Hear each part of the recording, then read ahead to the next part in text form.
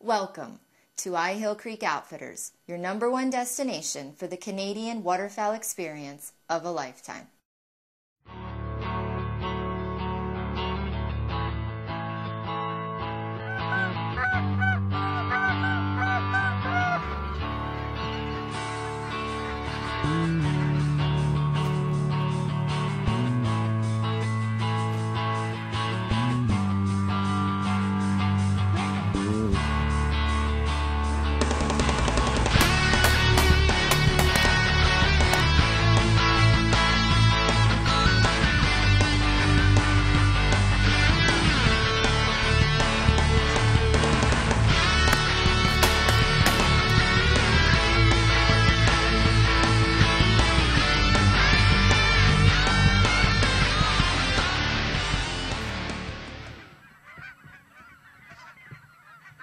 Hey folks, thanks for your interest in EyeHill Creek Outfitters. I'm Tim Lewis with L&M Outdoors, and we're sitting today with Mike Messina, a pro staffer for Fox Pro Digital Game Calls and also Mojo Outdoors. Mike, how are you? Good, Tim. Good to see you. Good, good. What can you tell us about EyeHill Creek Outfitters? Well, EyeHill Creek Outfitters is run by John and Sheila Graham of Marsden, Saskatchewan.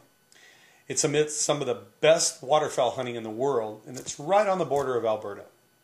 You know, Mike, I know I've been going to Canada with you for the last 2 years with EyeHill Creek Outfitters, but I know you've been going up there for several years now. What can you tell the folks about getting there? Well, it's pretty simple. If you can get to the airport in either Edmonton or Saskatoon, the rest is up to EyeHill Creek Outfitters. You know, Tim, they pick you up in those nice Suburbans, they give you a ride back to the house and get you all set up for your hunt. You know, one of the first things I noticed when I got to EyeHill Creek Outfitters is you really feel like your family while you're there. And I'm sure you get that feeling too, right? Well, I'm not sure, but I think John and Sheila actually adopted me at some point during this thing. You really do get treated like family. You really do feel very at home there.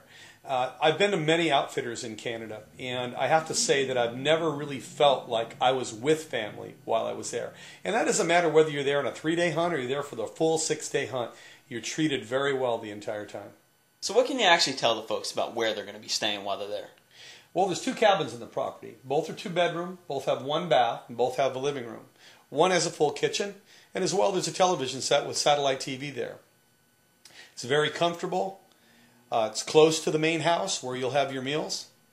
Everything about it is really set up for the hunter in mind. So what exactly is a typical day going to be like at EyeHill Creek Outfitter for somebody? Well, Tim, just like we did last year, and I know you were there the year before, you know, you're up in the morning, you have your toast and coffee, you've already planned your hunt. Typically, I'm very partial to dry field hunting for honkers and mallards. We'll go out and get in the layout blinds and hunt the morning. Be back probably about 10:30 or 11. Sheila will have a big family-style brunch ready, all kinds of pancakes and eggs. And you never go hungry, do you? You certainly don't go hungry. And then, you know, you've got the rest of the day, the middle part of the day to relax if you want. Some guys like to go upland hunting. You'll have your upland tags. You certainly can go chase grouse and do that kind of thing if you choose. Others want to sightsee and see things. You know, there's a couple little real interesting bars in town that have a lot of character and a lot of fun. You really get to kind of rub elbows with the local farmers there, and that's always been fun. We've made some relationships that we've maintained over these years. I know one of the things that I've noticed is after about the 3rd or 4th day, the only thing I want to do in the afternoon after the morning hunt is take a nap. Yeah, there's no question about it. You know, getting up that early and everything, you are tired. But what a quiet, peaceful place to take a long nap, which is something I miss when I'm at home, actually. It is quiet. It's unbelievable. You know, and speaking of the meals, I mean, you just can't beat a family-style meal while you're at an outfitter. It's really a break, I guess, from you know, the typical outfitting experience and the buffet-style dinners. I've never experienced, but I know you have. Absolutely. You know, the cafeteria style of standing in line with a tray and loading up your food behind the guy in front of you certainly pales in comparison to sitting down with a family and discussing the day's hunt. There's lots of laughter and joke-telling. Good time. Well, you know, Mike, we talked about the plans for the hunt. So let's get into the good stuff and tell these folks what they really want to hear. What kind of birds can they expect to see while they're in Canada?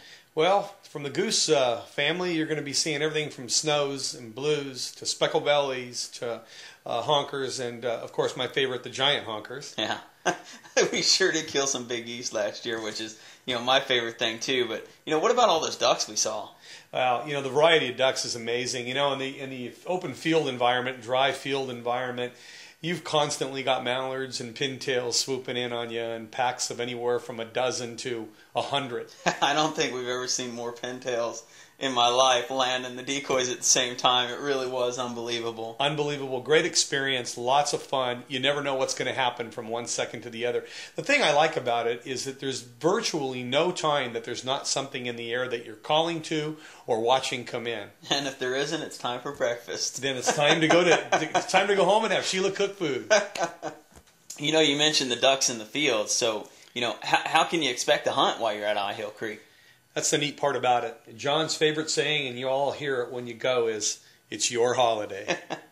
And that's really true. What he means by that is that, what do you want to do? Tell him what you really love, what you're passionate about, and he'll do everything in his power to make it happen. In my case, we talked about it, dry field hunting for geese and ducks is what I really enjoy. But we've done plenty of pond hunts there. I know you've been into a couple that you won't soon forget. No doubt. But the folks that like to do that, they'll supply decoys, even dogs that retrieve. Speaking of dogs, you're even welcome to bring your own if you want. Yeah, they don't have a problem having the dogs in the cabins, do they? Absolutely not. You know, I know we've had some pretty amazing field hunts up there in the last 2 years that I've been there anyway. Yeah. So, you know, how are you going to hunt the field? I mean, how do guys, you know, what kind of blinds and stuff are they using while they're in the fields? Well, for those who haven't hunted Canada before, there's something called the willow blind. And I know the first time I saw it, being a United States hunter, specifically California, I saw these giant willow blinds. They're 6.5 feet tall, sitting in the middle of a wheat stubble field, and thinking to myself, there's no way birds are going to come into that. Well, in actuality, they do come into it. However, as you know, my preference is to hunt out of ground blinds. I like having those birds with their feet down, coming right into the ground, and watching that happen from 20 feet away. So those are the two options. The thing about the willow blinds that are really good is that they really offer the handicap or the older hunter an opportunity to hunt, because you are in the field in this large willow blind sitting on a stool, so it's much more comfortable. You don't have to pop up out of a ground blind. So EyeHill Creek offers both those options to capture everyone's needs. Yeah, you can even probably fit a wheelchair in one of those willow blinds too, huh? Absolutely, and I know for a fact John has done that before. Yeah. Well, tell me a little bit about the fields. I heard you mention in there about wheat stubble. Is that pretty much what you're going to be hunting while you're there? Well, it's going to be a combination of either that or pea fields. You know, peas are real big, especially